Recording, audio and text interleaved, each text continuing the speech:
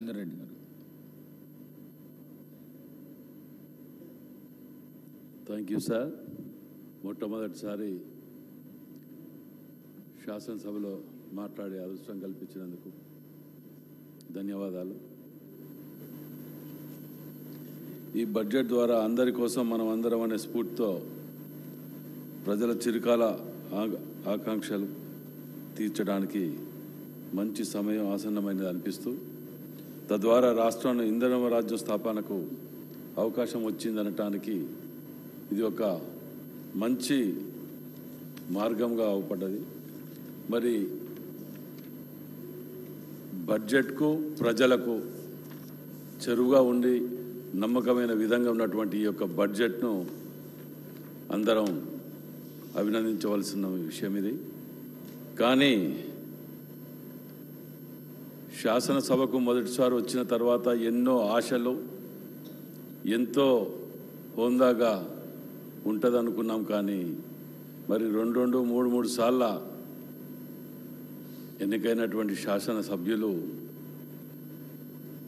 2 నెలలే కాగానే ఈ స్థాయిలో అసహనానికి గురవుతూ, విమర్శలు చేస్తూ, కనీసం సలహాలు సూచనలు ఇవ్వకుండా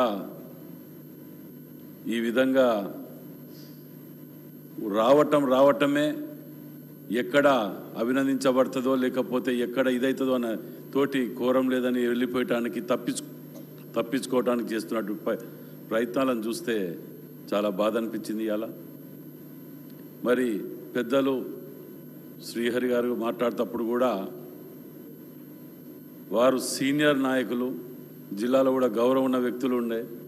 కానీ ఇలా వరంగల్లో ఆనకట్టలు ఎంతో చరిత్ర ఉన్నదని చెప్పి వాస్తవాలు చెప్పి, అదే అక్కడ వరంగల్లో ఇవాళ హనుమకొండ పట్టణం జిల్లా వర్షాలు వస్తే ఆ ఆనకట్టలు, చెరువులు, కుంటలు ఈ 10 ఏళ్ల కాలంలో దోసుకొని ఇవాళ పట్టణం మునిగిపోయటానికి కారణమైనప్పుడు మాట్లాడలే. అక్కడ 6 జిల్లాలుగా విభజించి 20 ఏళ్ళు వెనుకకు పోయినప్పుడు కూడా మాట్లాడలేకపోయాను. బాధాకరమైన విషయం అధ్యక్ష. వరంగల్ హైదరాబాద్ తర్వాత అతిపెద్ద నగరం అని ప్రతి ఒక్కరు చెప్తూనే వరంగల్కు కనీసం పోవాలంటే కూడా బ్రిడ్జ్ కిందికి వెళ్ళిపోయేటట్టు మార్గం ఏర్పాటు చేసినప్పుడు కూడా మాట్లాడలేకపోవటం ఇది దురదృష్టం అధ్యక్ష. కానీ ఈరోజు వరంగల్ గురించి ఇన్ని మాట్లాడిన ఎన్ని రోజులు 10 ఏళ్ళలో ఎన్నడూ మాట్లాడలేకపోయారు. వరంగల్లో ఎంజిఎంలో ఎలుకలు కొరుకుతున్నప్పుడు కూడా మాట్లాడలేదు. మనుషులని బతికున్నాక మనుషులని కొత్త హాస్పిటల్ కడుతున్నామని చెప్పి ఉన్న సెంటర్ జైల్ని కూలగొట్టి 16 అంతస్తులు కడుతున్నాం, 18 అంతస్తులు కడుతున్నాం అన్నప్పుడు సంతోషపడ్డాం అధ్యక్ష. కానీ దాంట్లో ఉన్న ఎంజిఎంకే రిటైర్మెంట్ తప్ప రిక్రూట్మెంట్ లేని ఎంజిఎంని చుట్టుపక్కన ఇప్పుడున్న 10 జిల్లాలకు కన్నా తల్లిదండ్రులు లాంటి ఒక హాస్పిటల్ని కూడా ఏ రోజు కూడా పట్టించుకోకుండా ఇదైనప్పుడు కూడా మాట్లాడలేదు అధ్యక్ష. కానీ ఆ హాస్పిటల్ని కట్టేటప్పుడు వరంగల్ జిల్లా ప్రజలందరూ ఇంత పెద్ద హాస్పిటల్ వరంగల్తున్నారు అనుకున్నారు. కానీ మహారాష్ట్రలో కుదబెట్టి 1150 లక్షల కోట్ల అప్పు తెచ్చి వరంగల్ మొఖాన 400 కోట్లు కొట్టి మిగతాది రాష్ట్రానికి పట్టుకపోయినప్పుడు కూడా తెలియగానే బాధపడి ఎన్ని చెప్పినా కానీ పట్టించుకోలే, ఎవరు పట్టించుకోలే నాదులు. జిల్లాలో 12 మందిలో 10 మంది ఎమ్మెల్యేలు ఉన్నప్పుడు కూడా జిల్లా గురించి పట్టించుకునే నాదులు లేడు. కనీసం అక్కడి నుంచి టైర్ రిటైరింగ్ ఫ్యాక్టరీ పోతుంటే ఎవరు కూడా మాట్లాడలే. Medical and health regional office పోతుంటే పట్టించుకోలేదు. కానీ ఇవాళ బాధపడుతుంటే జిల్లా గురించి పెద్ద మనిషి అధ్యక్ష చాలా బాధ అనిపించింది. వరంగల్ జిల్లాలో 20 ఏళ్ళు వెనుకకు వేయటానికి ముఖ్య కారణం ఈ టీఆర్ఎస్ ప్రభుత్వంలో వచ్చింది అధ్యక్ష. బీఆర్ఎస్ ప్రభుత్వంలో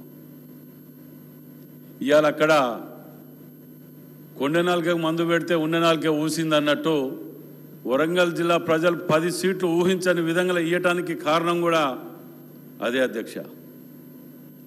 ఇవాళ ఒక్క ఇల్లు హనుమకొండలో ఎక్కడ ఇచ్చారో తెలియదు, కానీ వరంగల్ వెస్ట్ నియోజకవర్గంలో ప్రత్యేకంగా అధ్యక్ష ఒక్క ఇల్లు కూడా అయ్యాలి అధ్యక్ష.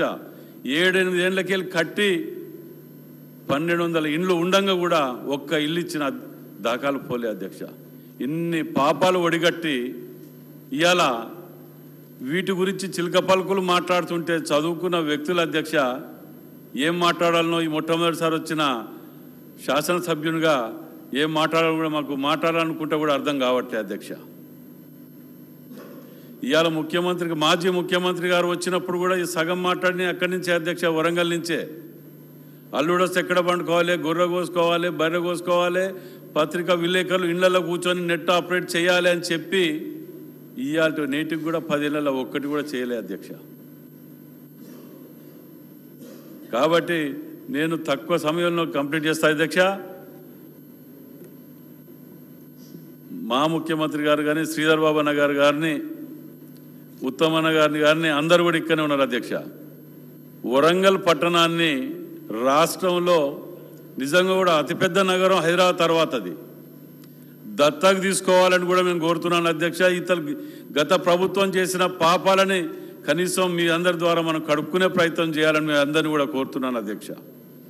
ఎందుకంటే అధ్యక్ష అక్కడ ఏ కోజాన కూడా లేదు. ఇప్పుడు మీరు ఎందుకంత కోపం ఉండనో గత ముఖ్యమంత్రి గారికి తెలియదు, కానీ 6 జిల్లాలుగా విభజించి కొన్ని అయితే ఒక నియోజకవర్గానికి ఒక జిల్లా